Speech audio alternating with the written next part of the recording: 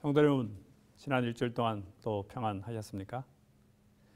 2019년 제3기 성경 연구 효과, 오늘은 그 11번째 시간이 되겠습니다. 먼저 지난주에 하셨던 걸 잠깐만 좀 살펴볼까요? 지난주에는 복음을 따라 사는 삶, 우리가 아주 이 성경의 핵심이라고 볼 수 있겠죠? 믿음으로 말미암아 구원함을 얻는다, 이 복음인데 이 복음을 따라 산다는 것이 어떤 것이냐. 그래서 하나님이 이처럼 세상 모두를 사랑하셨다. 그다음에 예수님께서 동정하셨던 우리도 동정하고 죄의 근본적인 문제들을 우리 먼저 회개하자. 그 개인적인 회개의 결과로 결국은 세상이 바뀔 수 있다는 것이고, 또 이 복음을 받아들인 사람들은 은혜와 선행의 관계, 은혜를 받은 사람들이 어떻게 선행을 통해서 그게 나타나는가 하는 것에 대해서 말씀을 나눴습니다. 우리 모두가 다 한 형제이기 때문에 우리는 모두가 다 서로 사랑하고 모두를 포용해야 된다는 것입니다. 하나님은 처음부터 끝까지 영생과 행복을 잃은 인류와 전 세계를 그분의 사랑과 공의의 통치로 회복시키려고 계획을 진행해 오셨습니다. 그 계획은 무엇이냐? 복음이라고 우리가 부른다. 먼저 구원을 받은 우리로 하여금 편견 없는 그분의 사랑과 은혜를 다른 사람에게 나누는 일에 동참하자. 그것이 뭐예요? 그것이 선행을 통해서 동참하라는 것이죠. 그래서 복음을 따라 사는 사람들은 선행을 통해서 하나님께서 우리를 구원하셨다는 사실을 자연스럽게 표출하게 된다. 또 그것이 복음을 받아들인 사람들이 사는 삶의 결과들이다 하는 사실을 또 말씀을 나눴습니다. 오늘은 재림의 소망을 따라 사는 삶.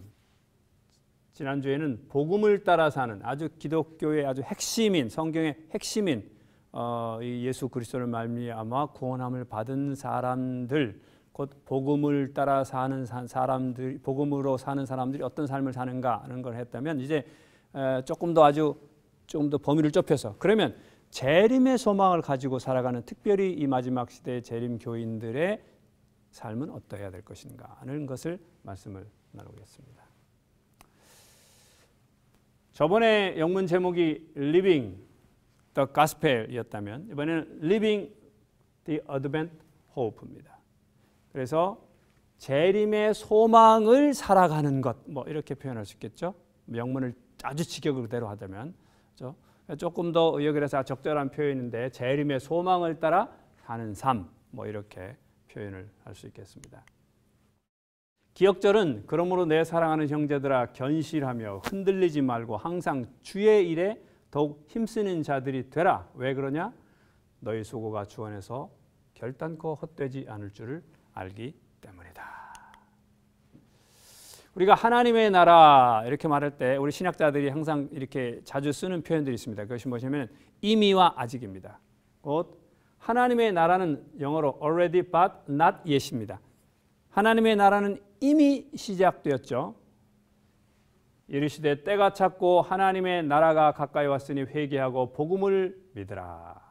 예수 그리스도께서 이 땅에 오심을 통해서, 특별히 그의 죽음과 부활을 통해서 하나님의 나라는 이미 이 땅에서 시작되었습니다. 그런데 아직입니다. 우리는 그의 약속대로 의가 있는 곳인 새 하늘과 새 땅을 여전히 바라보고 있습니다. 베드로처럼. 그래서 하나님의 나라가 혹은 하나님의 왕국이 이미 시작되었지만 우리는 여전히 그것을 바라보고 기다리고 있다 하는 것이 이 시대를 살아가는 우리의 모습이고, 그렇기 때문에 이미 시작되어서 하나님의 백성이 되었고 믿음으로 또 하나님의 전적인 은혜로 하나님의 나라의 백성이 되었는데, 하나님의 왕국이 완성될 때까지 그러면 어떻게 삶을 살아갈 것이냐. 특별히 그것이 분명하게 그렇게 완성될 것임을 믿는 사람들로서, 그 일이 분명하게 이루어질 것을 받아들인 사람들로서 그러면 어떻게 살아가야 될 것이냐 하는 사실을 오늘 우리가 좀 다루고 있는 것입니다.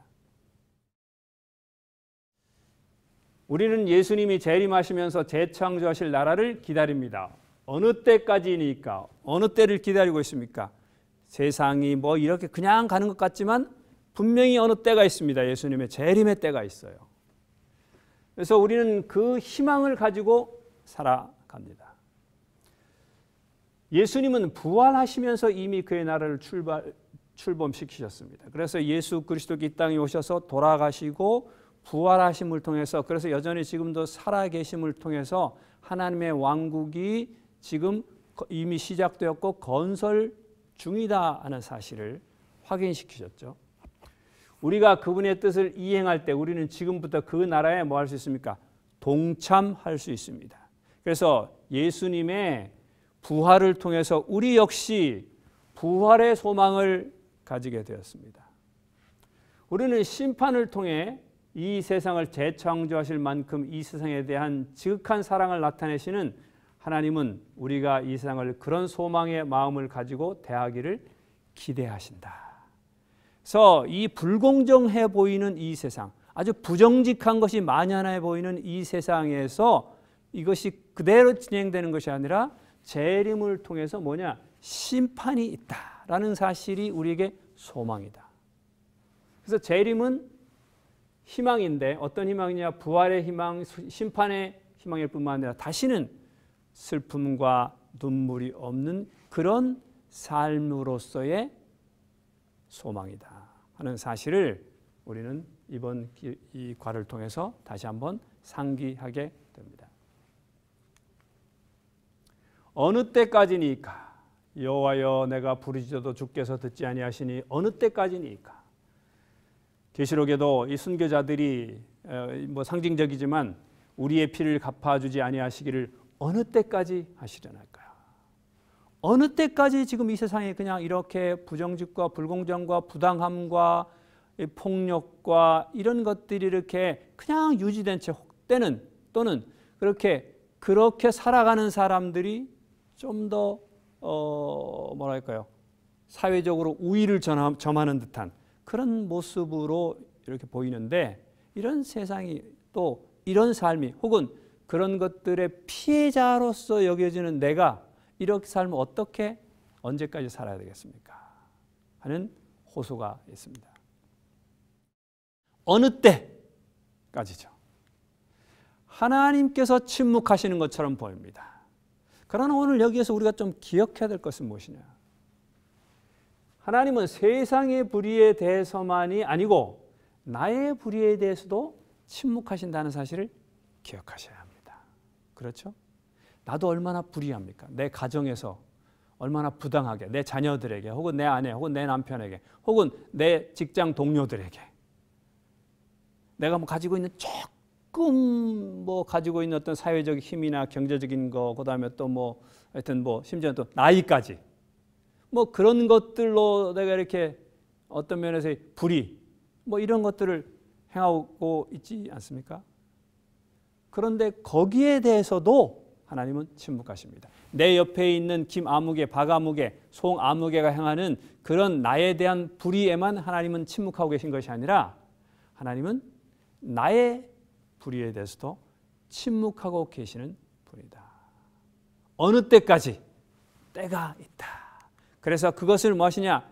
심판하실 때가 있다. 그것을 그냥 묵과하고 계시지 않는다. 그래서 세상의 모든 불의가 이렇게 판치는 것처럼 보이는 그런 세상일지라도 하나님은 그냥 그 세상이 지속되기를 내버려 두지 않으시고 반드시 그것을 평가하시고 바르게 잡는 그런 때가 있다 하는 사실을 우리는 알게 됩니다. 그 모든 그 때가 언제냐? 바로 그것이 모든 불의가 영원히 끝나는 하나님의 때가 곧 무엇이냐? 그것이 예수 그리스도의 재림입니다. 주여 어느 때까지니까 세상 역사 위로 정말 수많은 선한 사람들이 선한 삶을 행했지만 아주 억울하게 부당한 평판과 판결과 심지어 죽음까지 당했던 사람들이 주여 어느 때까지 이렇게 되겠습니까? 그래서 뭐 이스라엘 역사를 살펴보면 뭐 조금 또 이렇게 힘 있고 능력 있는 어떤 사람들이 나타나서 압제 속에 있는 사람들을 구원해냅니다. 그러나 또 얼마 가지 못하죠. 또 압제에 빠지게 되고 또 어떤 사람이 나타나서 뭐 사사 시대도 그렇고 왕들의 시대도 그렇고 또 그들을 구원해냅니다. 그러면 또 얼마 지나고 나서 또 그들이 이웃 나라들로부터 어려움을 당하는 사실을 볼 수 있습니다. 그때마다 구원은 조금씩 이루어지지만 그것이 아니라 영원한 구원, 그것이 있다 하는 것이죠. 그것은 무엇이냐? 예수 그리스도의 재림입니다. 그때가 있을 것입니다. 그러므로 세상에서 벌어지는 불의에 대해 나는 힘을 다해 투쟁하는데 하나님은 가만히 계시는 것처럼 보일 때 여러분 그것을 어떻게 극복하셨습니까? 특별히 이 세상에서 하나님의 말씀대로 정말 열심히 살려고 하면 할수록 때때로 이렇게 뭐라 그럴까요? 또 고통스럽다고 해야 될까요? 또 어려움을 많이 겪으실 수 있습니다. 그럴 때 나는 하나님의 하는 대로 살려고 굉장히 애를 써서 이렇게 살려고 하는데 하나님은 뭐 나에게 아무 도움도 안 주시는 것처럼 보이는 그런 소위 좀 원망스러운 때가 좀 있지 않습니까? 그럴 때 하나님께서 내가 하는 이 선한 이 정의를 행하고 선한 행위를 행하는 바로 이때에 하나님께서 나에게 별로 도움을 안 주시는 것 같고 내가 맨날 지는 것 같고 손해보는 것 같은 바로 그때라도 어떻게 그것을 이겨내시고 어떤 생각으로 어떤 마음으로 이겨내시고 오늘 여기까지 그리스도 안에 여전히 있으신지 서로 이렇게 격려하면서 용기를 좀 나누시면 좋겠습니다. 희망이라는 것, 뭐 번역을 이렇게 했습니다. 영문을 제가 써놨어요. A certain kind of hope. 뭐라고 해야 될까요? 어떤 특정한 종류의 희망, 뭐 이런 뜻입니다. 좀 더 정확하게면. 근데 이것이 희망이라는 것은 조금 이렇게 넓은 것 같은 의미이기도 합니다만은 좀 영문의 정확한 표현은 어떤 특정한 종류의 희망. 아마 재림에 대해서 언급하고 계신 듯한 느낌이 듭니다. 저자가 무엇을 의도하면서 이렇게 했는지 뭐 이렇게 내용을 제가 아무리 살펴봐도 탁 이렇게 하긴 어렵습니다만은 어쨌든 예수 그리스도의 재림에 지금 초점이 맞춰져 있으니까 어떤 특정한 종류 뭐예요? 예수 그리스도의 재림이라는 그 아주 특별한 어떤 희망 뭐 이런 것이 여기에 오늘 우리가 다루고 있는 내용과 맞는 것이 아닌가 하는 생각이 듭니다. 마태복음 25장에 충성되고 지혜 있는 종이 되어 그 집 사람을 맡아 때를 따라 양식을 나눠줄 자가 누구냐? 주인이 오기 전입니다. 주인이 올 때에 그 종에 이렇게 하는 것을 보면 그 종이 복이 있겠다. 주인이 이렇게 오기 전인데 아직 이렇게 주인이 뭐 올 때가 언제인지 잘 모릅니다. 그러나 이 종이 자기의 맡은 일, 곧 적절하게 집안을 잘 관리하고 주인이 올 때 그것을 이렇게 손해 없이 잘 넘겨드리기 위해서 때를 따라서 양식을 나눠주고 또 여러 사람들과 좋은 관계를 맺고 하는 그런 어떤 모습들 이런 것을 보면 그 종에게 복이 있겠다. 반대로 이 다음에 이제 악한 종에 대한 얘기가 나오죠. 악한 종은 주인이 더디 오리라 해서 뭐 술 마시고 뭐 이렇게 다른 종들과 이렇게 싸우고 뭐 이런 것을 보면 그 종에게 외식하는 룰에 처하겠다 하는 그런 내용이 있는 것을 볼 수 있습니다. 그래서 그리스도의 재림을 기다리는 사람들의 희망, 예수 그리스도께서 다시 오신다는 희망을 가지고 있는 사람들이 지금 어떻게 살아야 될 것인가 하는 것을 여기에 이 종의 모습을 통해서 보여주고 있습니다. 종말 신앙이 가지고 있는 위험이 있습니다. 우리가 기독교 역사를 통해서 보면 예수님께서 다시 오신다는 희망을 가지고 있었던 수많은 종파들이 있었어요. 그런데 그 사람들이 가지고 있었던 이 희망이 분명히 예수 그리스도의 재림이라는 희망은 너무나 확실하고 너무나 중요하고 너무나 가치 있는 것인데 그 어떤 특정한 종류의 희망, 그래서 예수의 재림이라는 그 특정한 종류의 희망이 때때로 현실 사회의 문제로부터 우리를 자꾸 이렇게 도피시키려는 경향이 있어요. 그래서 내가 뭐 어떻게 보면 아이고 내가 그냥 하기 싫어요. 내가 별로 하고 싶지 않은 일이에요. 아유 뭐 예수님이 뭐 다시 오니까 뭐 안 해. 뭐 이런 어떤 현실 도피 핑계로서 이용하게 된다. 내가 오늘 열심히 일해서 살아가야 되는데 여기 있는 것처럼 종처럼 아이 뭐 예수님께서 곧 오시는데 뭐 이거 뭐 에이 뭐 이렇게 이렇게 자꾸 현실을 도피하는 하나의 수단이 된다. 두 번째, 그 반대죠. 반대로 현재의 어떤 기회가 왔는데도 그것을 갖다가 이거 뭐 예수님께서 곧 오실 텐데 이거 뭐 지금 해야 되나? 하는 현재의 기회와 특권을 상실할 가능성이 있습니다. 마지막으로 회의주의적 사고죠. 회의주의적이라는 것은 어떤 것입니까? 뭐 이렇게 살아도 결국은 뭐예요? 결국은 세상이 뭐 예수님께서 오시면 다 바뀔 텐데 뭐. 라고 이렇게 뭐 별 의미 없는 이 세상 모든 것들이 별 의미가 없어. 그리고 뭐 이것을 갖다 그냥 뒤로 제껴버리는 그 같은 것을 우리는 볼 수 있습니다. 그래서 모든 것이 불확실하다. 그래서 이런 것들이 현실 사회로부터 우리를 도피시키고 또 기회와 특권을 상실하게 하고 또 회의주의적인 또 때때로는 또 이렇게 비관적인 염세주의적인 뭐 지금의 노력을 갖다가 가치 없게 여기는 뭐 이런 쪽으로 자꾸 이렇게 갈 가능성이 높기 때문에 이 종말 신앙이 제일 처음에 굉장히 뜨겁게 시작하지만 결국은 상당히 많은 사람들에게 아픔을 주고 끝나는 사실들을 볼 수 있고 여러 가정에 힘을 잃게 하고 또 파탄을 가져오게 하는 내용으로서 제시되고 있는 것이 현실이었고 또 지금도 그런 경우가 많이 있지 않습니까? 그러면 참된 재림의 소망이란 무엇이냐? 우리는 참된 재림의 소망을 가진 사람은 하나님의 나라의 시민이 되기 위한 준비의 삶을 잘 살아야 되겠다. 여기 있는 것처럼 충성되고 지혜 있는 종처럼 어떻게 살아야 되냐?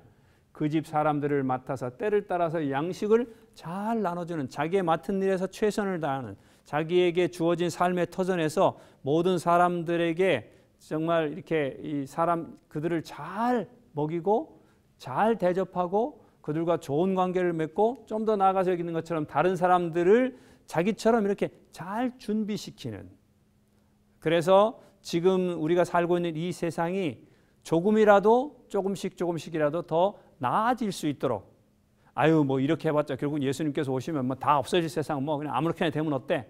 이런 것이 아니고 조금이라도 더 나은 세상을 만들기 위해서 나의 헌신을 통해서 나의 봉사를 통해서 예수님께서 이 땅에 앞으로 건설하실 그 세상에 조금이라도 더 다가가기 위해서 애쓰는 주인이 와서 건설할 그 집의 모습을 내가 있는 동안이라도 계속해서 이렇게 조금이라도 더 건설하기 위해서 애쓰는 그런 종이 바로 충성되고 지혜 있는 종인 것이죠. 주인이 오면 어차피 뭐 지금 내가 하는 건 다 의미 없어. 다 엎어버릴 텐데 뭐 이런 생각이 아니고 주인이 꿈꾸는 세상을 지금 이 땅에서 내 다 힘이 다하는 데까지 나는 뭐 주인이 아니기 때문에 종으로서밖에 힘이 없기 때문에 주인처럼 그런 막강한 힘을 가지고서 바꿀 수는 없습니다. 그러나 종으로서 가지고 있는 그 청지기로서 가지고 있는 그 영향력을 최대한 발휘하는 것 바로 이것이 진짜 재림을 기다리는 사람의 모습이다 하는 것이죠. 자, 다음 주 금요일에 예수께서 오신다면 이 한 주간 어떻게 보내고 싶으십니까? 그러면 여러분 다음 주에 예수님이 오신다. 그렇다면 이번 한 주 우리는 어떻게 보낼까요? 한번 좀 깊이 한번 생각해 보시고 그것을 이번 한 주간 동안 실천하시면 좋겠습니다. 바라기는 이렇지 말고 다음 주에 오시니까 뭐 지금 하는 거 뭐 이런 거 다 의미 없어. 이게 아니라 조금이라도 더 예수님께서 이 땅에서 건설하시고자 하시는 그 사회 혹은 그 모습을 조금이라도 더 이렇게 이루기 위해서 남은 일주일 동안 최선을 다하는 그런 우리의 삶이 되면 진짜 멋있는 삶이 되지 않을까 생각합니다. 부활의 소망입니다. 자, 고린도 15장에 부활에 대해서 굉장히 많은 말씀을 하고 있죠. 특별히 여기에 이제 핵심적인 건데 이 세상의 삶뿐이면 모든 사람 가운데 우리가 더 불쌍한 자라. 그러나 이제 그리스도께서 죽은 자 가운데 다시 살아나사 잠자는 자들의 첫 열매가 되셨다 하는 것입니다. 자, 예수님의 부활이 왜 중요합니까? 첫 번째, 예수님 메시아 되심의 가장 큰 증거가 무엇이냐? 그것이 바로 예수님께서 부활하셨다는 사실이죠.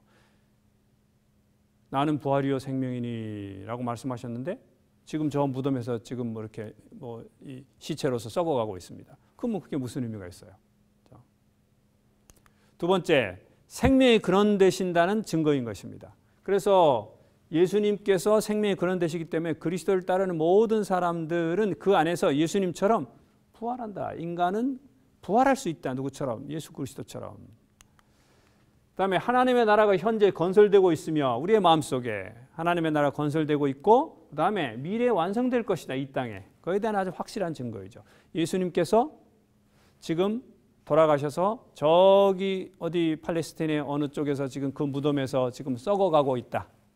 이제는 예수 그리스도의 뼈밖에 남아있지 않고 뭐 뼈도 없고 이제는 뭐 아무것도 없다. 다 썩어서 없어졌다. 그렇다면 하나님의 나라가 지금 건설되고 있다는 것, 이것은 우리가 받아들일 수 없죠.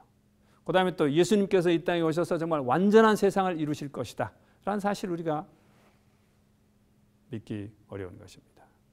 자, 그렇기 때문에 예수님의 부활은 대단히 중요한, 기독교 역사에서 대단히 중요한 것이었습니다. 그래서 예수님의 제자들은 무엇을 많이 증거했느냐? 예수님의 부활을 굉장히 강하게 증거했던 사실을 볼 수 있고, 사실 그들은 이 증거 때문에 그들의 목숨을 다 잃었다고 볼 수 있습니다. 예수님 부활의 가장 확실한 증거는 그러므로 무엇이냐? 무덤에 비어 있는 것이죠. 두 번째는 예수님의 제자들이 이것들 때문에, 이 사실 때문에 그들의 목숨을 걸었다는 것입니다. 누구보다도 예수님의 부활이 거짓이 아니라 혹은 뭐 자기들이 뭐 시체를 이렇게 빼돌려 가지고 어떻게 했던 것이 아니라 예수께서 부활하셨던 사실을 가장 확실하게 알고 있었던 사람들이 예수님의 제자였습니다. 그래서 이 제자들은 예수님께 돌아가신 다음에는 다 뭐 뿔뿔이 흩어져서 다 각자 자기들의 길들을 갔죠. 또 두려워하고 있었습니다. 또 잡혀서 예수님처럼 자기들도 그렇게 죽지 않을까.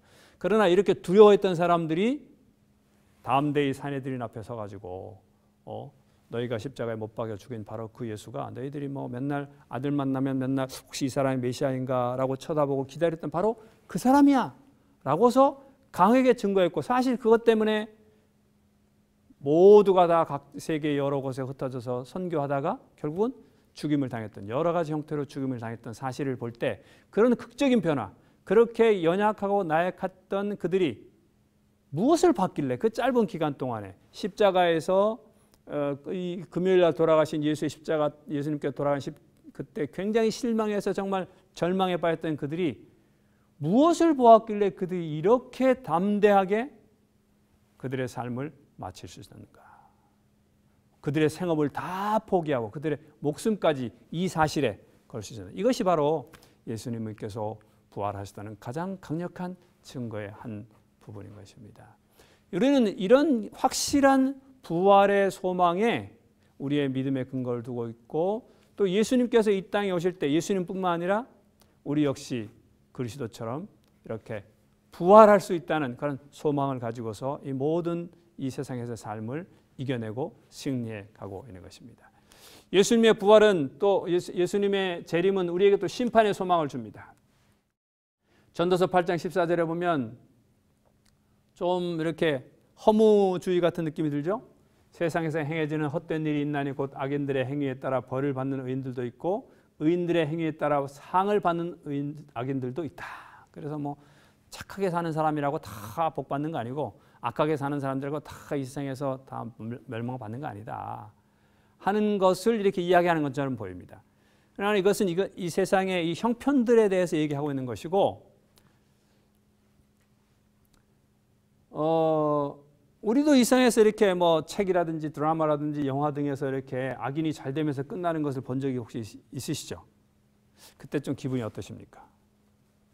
와, 이게 정말 잘 봤다. 뭐 이렇게 정말 잘 만들었네 라는 생각을 들지만 왠지 좀 찜찜하지 않으시는가요? 뭐 저만 그런지는 모르지만 뭐 한번 좀 혹시 뭐 그런 거 있으시면 같이 한번 나누시면 좋을 것 같아요. 왜 그러냐? 뭐 그다음 것을 좀 다시 한번 상기시키기 위해서죠. 이것이 굉장히 이렇게 세상에 뭐 그러니까 뭐 열심히 살 필요 없어, 선하게 살 필요 없어 이렇게 말하는 것이 아니고, 이 솔로몬은, 지혜로운 솔로몬은 결국 일의 결국을 다 들었으니 하나님을 경외하고 그의 명령을 지킬지어다. 이것이 모든 사람의 본분인데 왜 그러냐? 하나님은 모든 행위와 모든 은밀한 일을 선악간에 심판하신다. 세상은 이렇게 된 것처럼 보인다. 그렇지만 그렇게 너희들의 눈에는 그렇게 보일지 모르지만 아들아, 절대로 그렇게 살면 안 된다. 왜냐하면 하나님은 이 모든 것들을 보시고 계시고 결국 하나님께서 모든 것들을 심판하실 것이기 때문에 그렇다. 하나님은 예수님의 생애와 죽음을 통해서 세상을 재창조하시려는 그분의 계획을 수행 중이십니다. 하나님의 심판은 이 세상을 바로잡기 위한 필수적인 단계입니다. 그렇죠? 그래서 예수 그리스도의 재림은 이 세상의 모든 것들이 매우 불공정하게 돌아가는 것처럼 보일지라도 결국은 바르게 잡아질 그렇던 때가 있다. 예수 그리스도의 재림의 때라는 때가 있다. 그것을 영원히 변치 않는 것 같은 시기가 있다. 지금은 또 누가 또 이렇게 바로 잡았다가 또 다시 돌아가고 또 좀 더 바로 잡는 것처럼 보였다가 또 다시 돌아가는 그 같은 것이지만은 그러나 이것이 완전하게 고정되어서 이렇게 심판이 이루어지는 그때가 있다. 그것이 바로 재림의 때이다. 그러므로 재림은 심판의 소망을 우리에게 주는 대단히 중요한 사건이다라고 말씀하고 있는 것입니다. 재림은 우리에게 이런 심판의 소망을 줄 뿐만 아니라 이 세상에서 우리가 경험하는 많은 어려움들과 슬픔들과 아픔들이 없어지는 그 같은 시기이다. 계시록 21장과 22장에 보면 천국에 하나님의 나라에 있는 것이 있습니다. 새 하늘과 새 땅과 새 예루살렘 성과 하나님의 장막, 생명샘물, 생명수화, 생명나무가 있고 그 다음에 천국에 없는 것이 있습니다. 무엇이냐? 처음 하늘과 처음 땅이 없습니다. 그 다음에 눈물이 없습니다. 사망도 없습니다. 애통하는 것, 곡하는 것, 아픈 것이 없습니다. 거기에는 성전이 없습니다. 그래서 매 양 잡아서 제사 드리는 것 없습니다. 거기는 어두움도 없습니다. 그러니까 저주도 없고 등불도 필요하지 않습니다. 햇빛도 필요하지 않습니다. 하나님과 어린 양의 직접 그 빛이 되시기 때문이다 말씀하고 있습니다. 거기는 이처럼 이렇게 사회적인 공의와 정의가 실현되는 것일 뿐만 아니라 우리 개인적으로 우리 모든 눈물을 우리의 눈에서 닦아 주실 것입니다. 예수님께서 여러분 오셔서 우리의 모든 흘린 눈물들을 개인적으로 닦아 주시는 것 한번 염두에 두시면 좋겠습니다. 오늘 혹시 이번 주에 장례를 치르시거나 혹은 어떤 사고를 당했거나 혹은 어떤 아픔 때문에 고통스러워하거나 혹은 우리가 다 알지 못하지만 남 모르게 흐르는 어떤 마음의 고생 때문에 혹시 이렇게 눈물을 흘리시는 우리 성도님들 계십니까? 예수님께서 우리의 눈물을 닦아 주실 것입니다. 예수님께서 나에게 오셔서 내 눈에서 흘러내리는 그 눈물을 닦아 주시는 그 날을 기억하시면서 그 경험을 미리 이 땅에서 좀 맛보실 수 있으시고 또 그렇게 해서 위로를 얻고 다시 힘을 얻으시기를 간절히 바랍니다. 또 아픔 가운데 고통당하시는 분들도 계십니까? 그 나무 잎사귀들 만국을 치료하기 위해서 있습니다. 내 개인적인 육체적 아픔들, 그다음에 정신적인 어떤 고통들, 이것을 치료받는 곳이 바로 하늘입니다. 우리의 개인적인 치료가 그때 이루어질 것입니다. 지난 우리의 삶 속에서 이렇던 많은 것 같은 육체적 고통과 정신적인 어려움들, 이 모든 것들이 그곳에서 치유받게 될 것입니다. 아무쪼록 이 안식일에 우리가 그 치유를 먼저 경험하시게 되기를, 치료하는 하나님을 먼저 경험하시게 되기를 진심으로 간절히 바랍니다. 재림을 좀 미리 앞당겨서 경험하시면 좋겠죠? 나의 주변에 눈물을 흘리는 사람은 누구입니까? 내 눈물을 닦아주실 예수님. 이제는 우리가 좀 정신을 차리고 내 눈물에만 너무 내 아픔에만 고민하지 마시고 내 주변에서 혹시 눈물을 흘리시는 분이 계신지 그의 눈물을 어떻게 우리는 더 닦아줄 수 있을까를 한번 좀 생각해 보시고 예수님의 대리자로서 예수님의 대표자로서 예수님께서 내 눈물을 닦아주실 그때를 미리 경험하신 사람들로서 다른 사람들의 눈에 눈물을 닦아주시면 좋겠습니다. 그런 사람들이 누가 있는지 가족 중에도 있을 수 있겠죠.